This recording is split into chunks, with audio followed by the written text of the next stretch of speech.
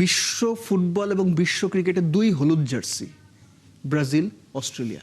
এই দুইটা টিম যে টুর্নামেন্টেই খেলুক, আপনি চোখ বন্ধ করে এই দুই দলকে ফেভারিট মেনে নিতে হবে। তারপরে বাকি আলোচনা। হেরে গেছে বলে যে ব্রাজিলের খুব ক্ষতি হয়ে গেছে, রাই নেই, এটা মনে করার কোনো কারণই নাই। প্রত্যেকেই ফর্মে, দারুণ ফর্মে। আমি যদি সবার পারে একটু এমবাপ্পের কথা তো সবাই জানে, হুগো একিতিকের কথাও যদি বলতে চাই, দারুণ ফর্মে খেলেছেন। সো ফ্রান্সকে নিয়ে তো আসলে বিশ্বকাপে আশা করাই যায়। আমি সেটাই বললাম যে আপনার শেষ 7টা বিশ্বকাপে যারা 4বার ফাইনাল খেলেছে এবং যাদের প্লেয়ার প্রডিউসিংয়ের যে সবশেষ ট্র্যাক রেকর্ড সেটা বিশ্বের টপ মোস্ট, তো সেই দলকে আপনার চ্যাম্পিয়নশিপের দাবিদার মনে করতে এবার যে বিষয়টা হচ্ছে ফ্রান্স এবং ব্রাজিলের যে প্রস্তুতি ম্যাচের যে বিষয়টা, আমার মনে হয় দুই দলই ইভেন থাকা উচিত। ব্রাজিল হেরে গেছে বলে যে ব্রাজিলের খুব ক্ষতি হয়ে গেছে, রাই নেই, এটা মনে করার কোনো কারণই নাই। কেননা ম্যাচ শুরুর আগেও কিন্তু এমবাপ্পে বলেছে যে দল 5টা বিশ্বকাপ জিততে পারে সেই দলকে আপনার ফেভারিট মানতে হবে।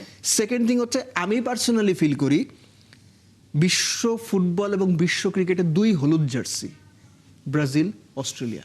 এই দুইটা টিম যে টুর্নামেন্টেই খেলুক, আপনি চোখ বন্ধ করে এই দুই দলকে ফেভারিট মেনে নিতে হবে। তারপরে বাকি আলোচনা।